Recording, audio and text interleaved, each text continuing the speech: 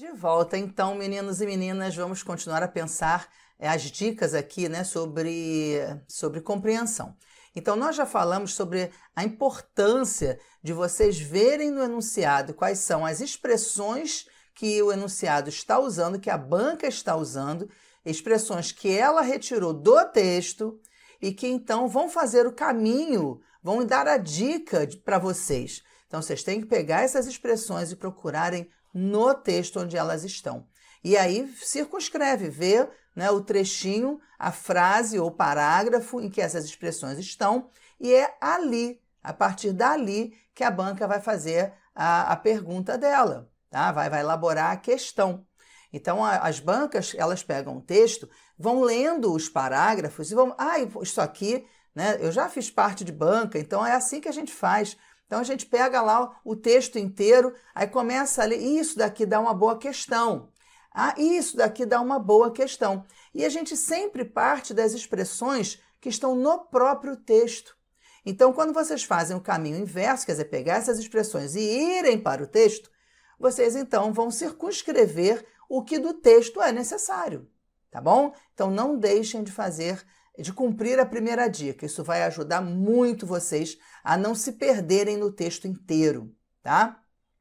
Bom, vamos lá. A segunda dica que eu tenho para vocês é em relação a vocabulário, tá? Sempre vai cair questão de vocabulário, sempre. E é claro que vocês, né, ninguém, nem vocês nem ninguém vai decorar o dicionário inteiro para saber o que cada palavra significa. Mas tem algumas palavras que são importantes vocês saberem, né? Que são palavras que caem sempre, são verbos que caem sempre, são preposições que caem sempre. Então, você não precisa decorar o dicionário inteiro, mas aquilo que diz respeito às questões gramaticais, vocês têm que saber. Então, vocês têm que saber as preposições, vocês têm que saber as conjunções, né? O significado dessas preposições, o significado dessas conjunções. Isso cai sempre, tá? É claro que aqui no curso a gente vai trabalhar com isso, tem uma aula só de conjunções, tem uma aula de classes de palavras, a gente vai trabalhar com preposições também e com as conjunções de maneira até mais aprofundada, porque cai sempre. Sentido de conjunção, valor de conjunção cai sempre em tudo que é concurso. Eu duvido que não caia aqui, tá?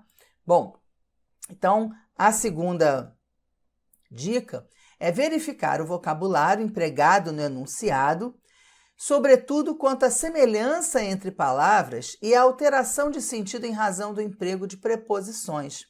Por quê? São duas coisas que a gente sabe, né? Estudando as regras gramaticais, as questões gramaticais, a gente sabe que existem palavras parônimas, né? Palavras que são semelhantes, mas não têm nada em comum em relação ao sentido. Então, por exemplo, ratificar e retificar. Ratificar é confirmar, então é tá? Ratificar é confirmar. E retificar, o é mudar alguma coisa que não estava bem, né? Então, quando você ratifica o conceito de alguma coisa, você confirma, você diz exatamente aquilo que foi colocado no texto. Quando existe a ideia de retificação, né, o autor retifica, é porque ele mudou a opinião. Ele consertou. Retificar é consertar, né? Então, a ideia de retificação está associada à ideia de alteração. E aí, reparem, é uma letra só. Ratificar e retificar. É o Rá e o Rê. É uma letra só. As palavras são muito parecidas, mas os sentidos são diferentes. Então, se no enunciado houver a palavra ratificação e você ler como retificação, você vai ficar perdido. E isso é muito comum acontecer justamente por conta do nervoso, né? Do nervosismo que toma conta da cabeça quando a gente está numa situação dessa de conflito, de concurso, né? Que a gente, como eu já disse, tem muitos conflitos internos aí, dificilmente, né, a gente vai estar assim zen para fazer uma prova. Isso é o que eu desejo a vocês, né, que vocês estejam naquele melhor dia do mundo. Mas, né, os conflitos, os nervosismos, isso vai acontecer. Então, prestar muita atenção. Por isso que eu já falei para vocês, a dica que já velha. Sublinhem as palavras, sublinhem os verbos. Se vocês tiverem palavras parecidas, você lê o ratificar, tem retificar, lê outra vez, marca ra, marca re, tá? Porque isso vai fazer diferença. Você tem que ter certeza daquilo que você está lendo. Porque eu já cansei de escutar aluno dizer assim: nossa, professora, depois que eu fiz a prova, que eu cheguei em casa, no dia seguinte eu fui pegar a prova, aí conferi, né, o gabarito preliminar, aí é que eu vi o meu erro. Pois é. Na hora, era uma questão boba. Eu vi que era para marcar a que dizia não e eu marquei assim, ou então era retificar e eu vi que era ratificar. Pois é, isso acontece muito e dá um remorso, dá um arrependimento. Então, gente, prestem atenção nisso, tá? Outra coisa em relação à mudança dos nomes, como eu disse aí, por conta da preposição, né? Aí o assunto não é, porque no caso das palavras semelhantes a gente tem os parônimos, né? Mas no caso das preposições a gente tem as questões de regência. Então, regência não está no nosso edital. Regência não consta do nosso edital. Mas você não precisa então saber, né, todas as questões relativas ao emprego das preposições, mas entra, claro, porque entra na questão de compreensão do texto, porque entra como vocabulário. Então, não precisa estar regência lá no edital para você saber que existe uma diferença, por exemplo, entre o verbo aspirar, sem preposição, aspirar a algo, e com preposição, aspirar a algo. Claro, é uma questão específica do tema regência? Mas é uma questão de vocabulário? É também. Então, prestem atenção no sentido das preposições, né? As preposições ligadas ao verbo. O verbo aspirar, sem preposição, aspirar algo, é sentir o cheiro, é puxar o ar para dentro, né? Então, você aspira o ar da serra. Então, você inspira o ar da serra, né? Você aspira o pó do tapete. Então, você puxa o movimento, né, de sugar o ar. Isso é aspirar. Agora, aspirar a, com a preposição a, significa pretender. Vocês aspiram a um cargo, um cargo público, né? Então, aspirar a é pretender, é ter o objetivo de. Então, se você tem numa questão a banca usando, né, no texto, o autor, sei lá, aspirar a é ter o objetivo de. Né? Então, se no texto existe o verbo aspirar, vocês têm que ver com que sentido o verbo aspirar está sendo usado para poder, então, entender o que está sendo cobrado. Tá? Preposições também. Tem gente que mistura o sobre e o sob. Sobre significa, como preposição, sobre significa acima de. E sob significa abaixo de.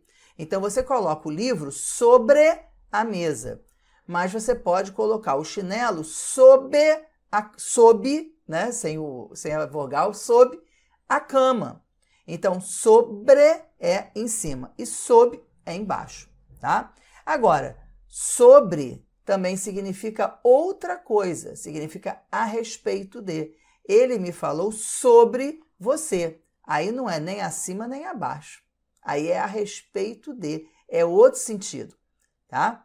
Trouxe uma questão que não é do Sesgran Rio, mas é uma questão para ilustrar o que eu estou dizendo para vocês, e aí fica claro, mais fácil para entender, por isso que eu trouxe uma questão menor, para dar para vocês depois fazerem um link, né, com essa outra questão com a banca Sesgran Rio, tá?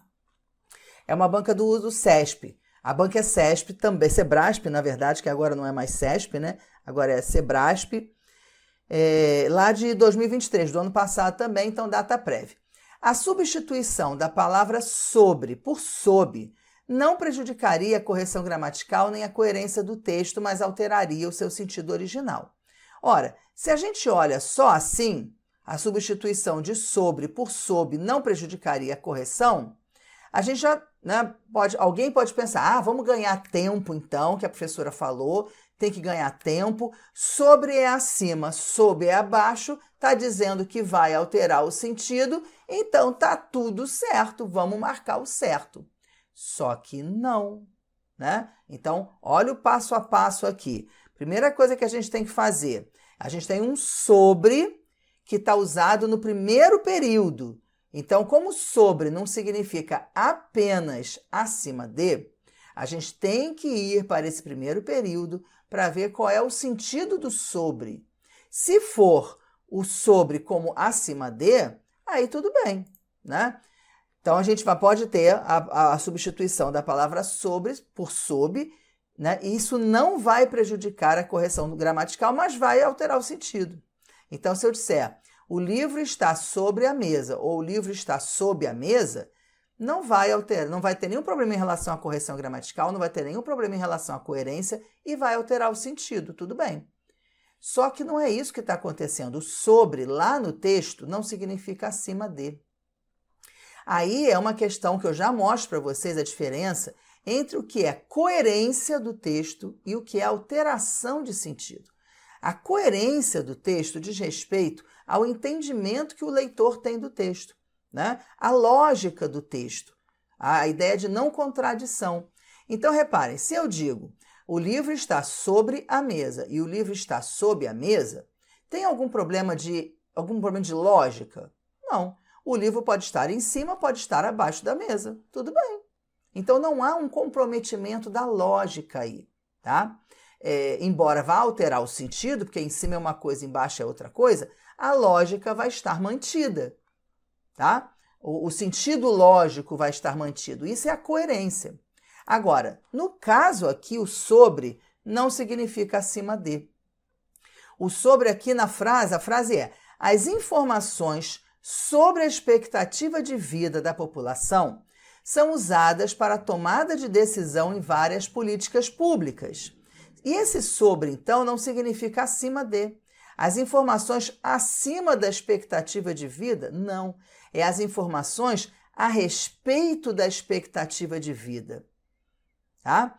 E aí vai haver prejuízo, sim, em relação à coerência do texto e à correção gramatical, mas, sobretudo, a coerência do texto.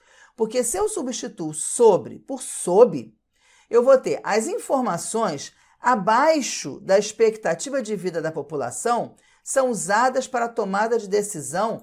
As informações abaixo da expectativa de vida? Isso não é lógico. Isso não faz sentido. Então, se não faz sentido, está mexendo, está causando um prejuízo, está prejudicando a coerência do texto, está prejudicando, então, a questão gramatical, porque é por conta da questão gramatical que a gente não consegue entender o texto. Né? O uso das preposições não é uma questão gramatical. Então, trocar uma palavra por outra palavra e não conseguir alcançar a lógica do texto é uma questão, então, que traz prejuízo para a correção gramatical e para a coerência do texto. Né? Então, repare, a gente tem que marcar aqui, não prejudicaria, tá? Então, vai prejudicar sim, e coerência do texto. O sentido original vai ser alterado porque sobre significaria uma coisa e o sob outra, tá? Mas a coerência, além de o sentido pode variar e a coerência vai ser mantida, né? A lógica pode ser mantida, mas se a lógica não for mantida, a coerência não vai ser respeitada, então vai ter prejuízo, então vai prejudicar, tá? Então a gente tem que saber direitinho o sentido das palavras. Não é assim, na pressa, sobre e sob. As palavras têm vários significados. Elas, dependendo do contexto, elas vão ter outros significados. Então, é importante, quando a gente tiver uma coisa assim genérica, né, um enunciado genérico, reparem, não tem nenhum trechinho em especial aqui. É só uma palavra por outra palavra. Aí a gente precisa pegar essa palavra que está solta aí, está sozinha, e colocar no contexto.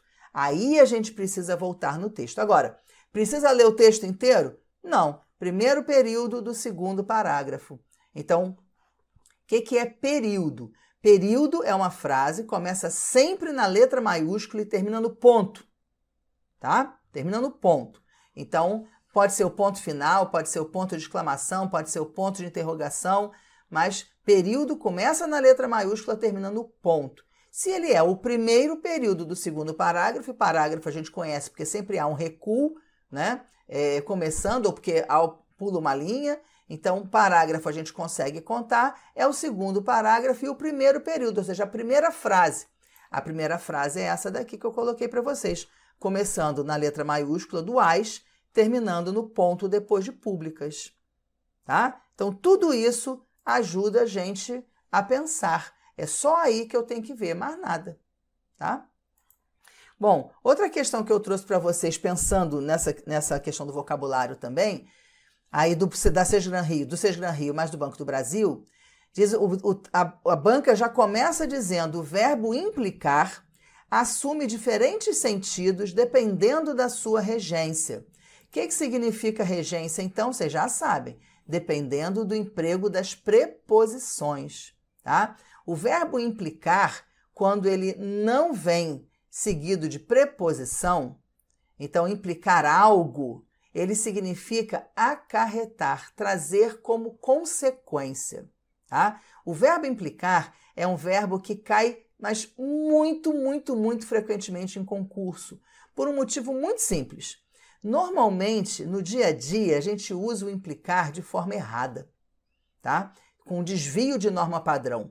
Então, quando a gente diz assim, uma coisa não implica em outra. Pois é, a gente está errando. Porque uma coisa não acarreta outra.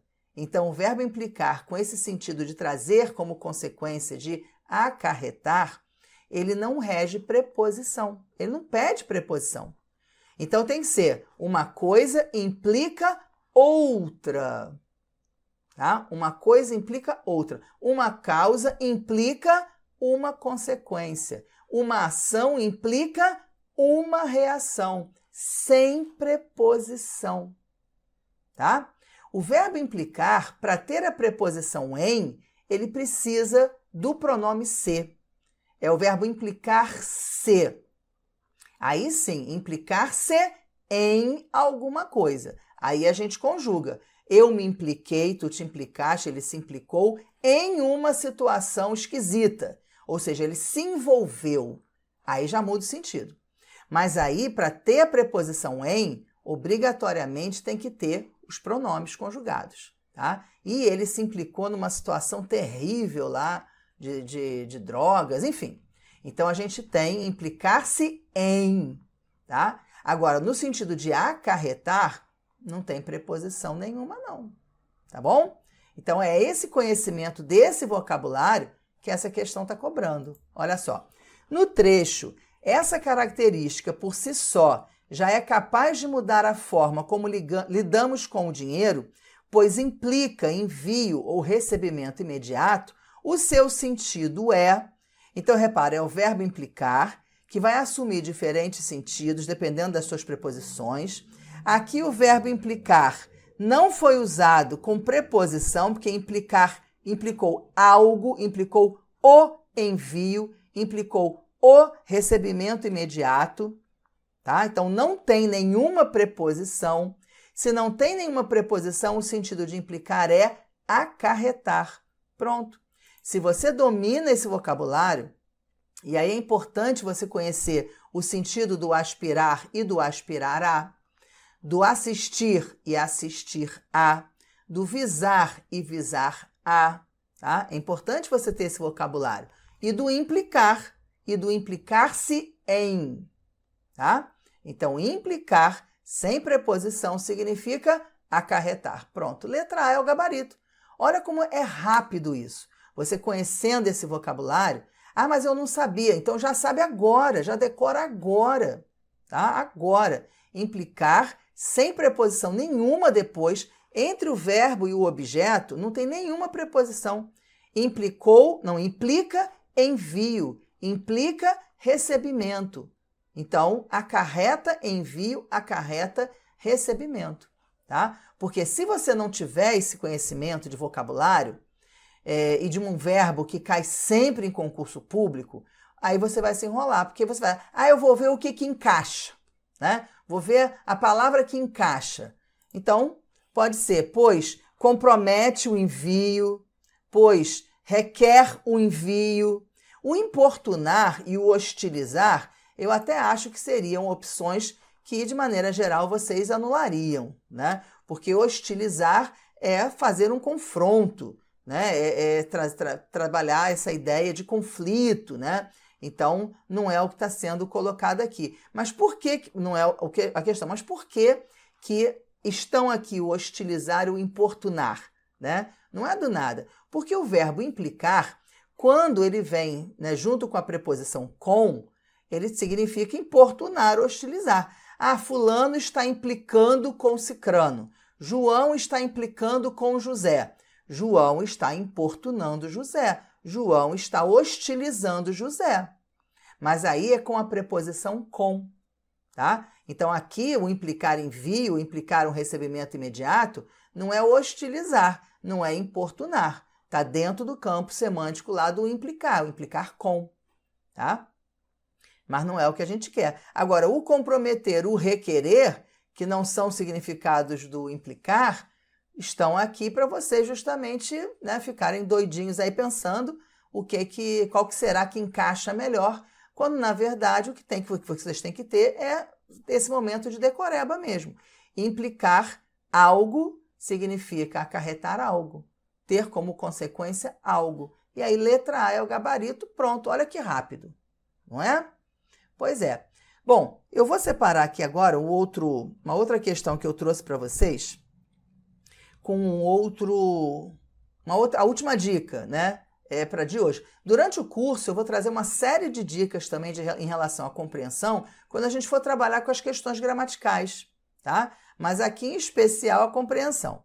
Então, aqui é a letra C.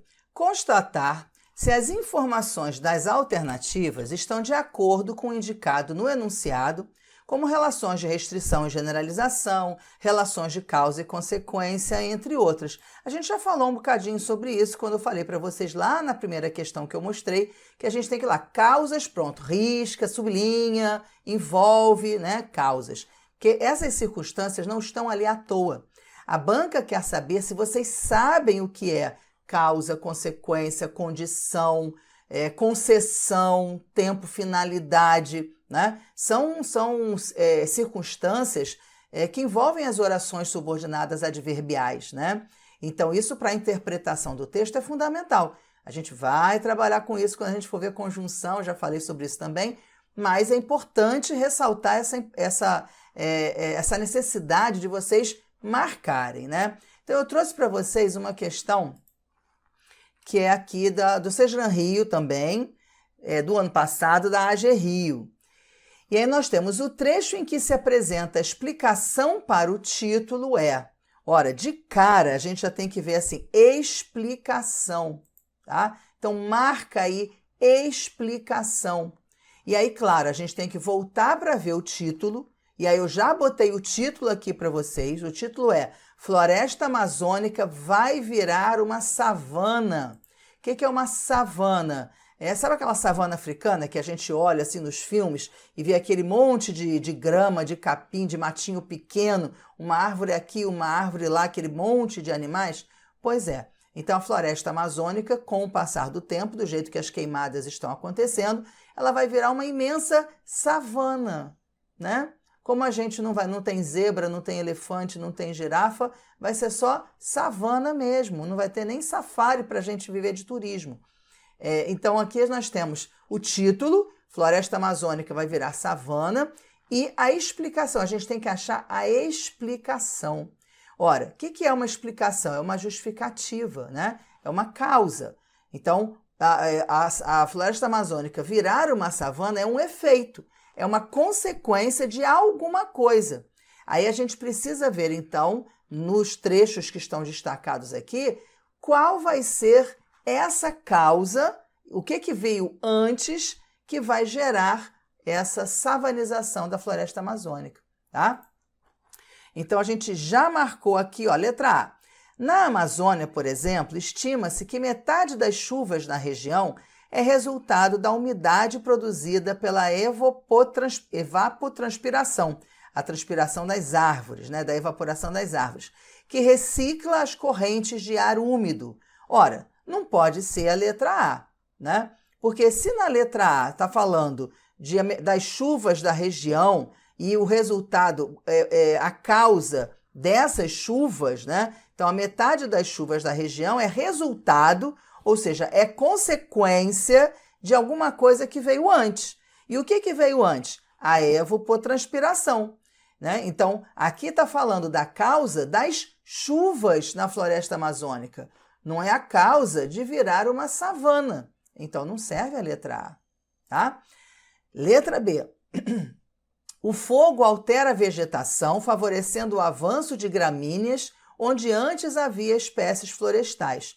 O resultado desse processo ecológico, então a consequência desse fogo que altera a vegetação é que grandes fragmentos de florestas se transformam em savanas ou cerrados. Aí, gente, de cara, a gente já viu aqui, ó, savanas. O título é A Floresta Amazônica vai virar savana. E aí a gente começa a ler um fragmento de texto que diz que o fogo vai alterar uma vegetação e aí o fogo, então, vai gerar como consequência, né, vai trazer como resultado uma vegetação de gramíneas que vão se transformar em savanas ou cerrados. Reparem que o título do texto tem a palavra savanas e na letra B a gente tem a palavra savanas também. Olha a importância de perceber as palavras, né, dentro do texto. E a ideia, então, de explicação, de causa. Então, nós temos aqui o resultado. Se existe o resultado de alguma coisa, e o resultado é a mesma coisa que a consequência, que o efeito, se existe o efeito é porque existe a causa. E aí, se o resultado é que a vegetação vai se transformar em savana, né, os fragmentos de floresta vão se transformar em savanas, a causa é o fogo que altera a vegetação. Então, na letra B, nós temos a explicação para esse título. A floresta amazônica vai virar savana, por quê? Qual é a explicação? Qual é a causa, né, desse efeito? A causa é o fogo. A explicação é o fogo que altera a vegetação, favorecendo o avanço de gramíneas onde antes havia espécies florestais. Tá? Então, o resultado do processo é que grandes fragmentos de florestas se transformam em savanas ou cerrados. Reparem que nas outras alternativas a gente não tem a palavra savana. Ó, letra C. Os focos de incêndio têm aumentado. Tem a questão do incêndio, mas não tem a savana. O aquecimento global já está acontecendo com o aumento de 1 grau Celsius na temperatura média da Amazônia. Então, aqui nós temos o incêndio, sim, os focos de incêndio como causa, mas a consequência é o aumento da temperatura, né? O aumento de 1 grau Celsius na temperatura média da Amazônia. Então, a causa não é a causa da savanização, é a causa do aumento de temperatura, tá? Então, não serve. Letra D. A floresta amazônica tem resiliência. O que é resiliência? É a capacidade de resistir, de sofrer o impacto e de voltar à condição primeira, tá? Então, a floresta amazônica tem resiliência, ou seja, ela pega fogo e depois ela se reconstrói.